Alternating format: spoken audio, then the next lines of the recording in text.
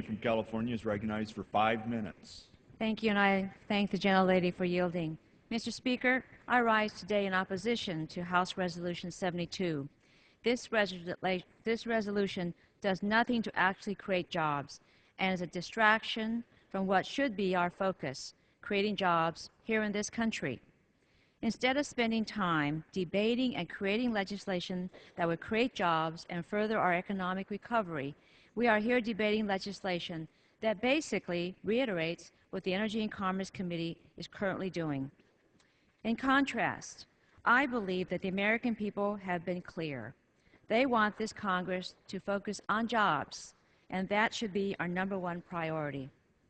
In fact, I recently sent a survey to my constituents asking them what they thought should be the top priorities of this Congress.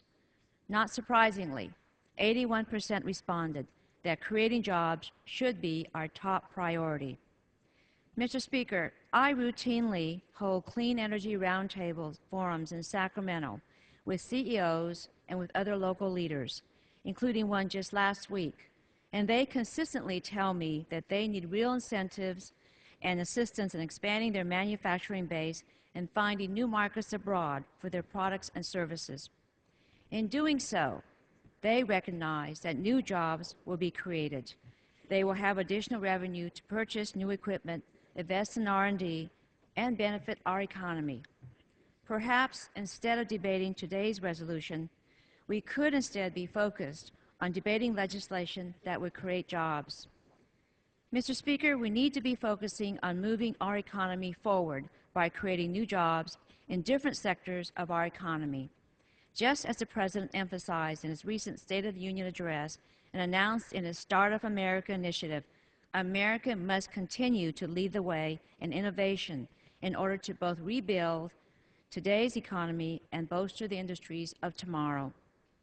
The clean energy manufacturing sector is a critical area where most leading economists believe our nation can experience the highest job growth potential. In fact, the Department of Energy has found that continued investment in the U.S. clean energy sector could create more than 750,000 jobs over the next decade. However, it is one area where the U.S. is unfortunately falling behind many of its competitors, including China and Germany. Mr. Speaker, we must change that. America has a historic opportunity to become a leader in clean technology manufacturing and creating new, good-paying jobs in this country. That is why I, along with Congressman John Dingell, recently introduced legislation to bolster the U.S. clean energy manufacturing industry with the goal of creating jobs and advancing our nation's standing in the ever-growing clean energy economy. As part of the Make It in America agenda, this H.R. 502, the Clean Energy Technology Manufacturing and Export Assistance Act of 2011, would help boost U.S. innovation and competitiveness by promoting the manufacturing of clean energy technology at home and supporting its exports abroad. The bill helps strengthen America's domestic clean tech manufacturing industry by directing the Commerce Department to provide specific tools and resources to those companies that need it most, America's small and medium-sized manufacturing businesses. Mr. Speaker, manufacturing jobs are the fabric of our country that could put millions of Americans back to work.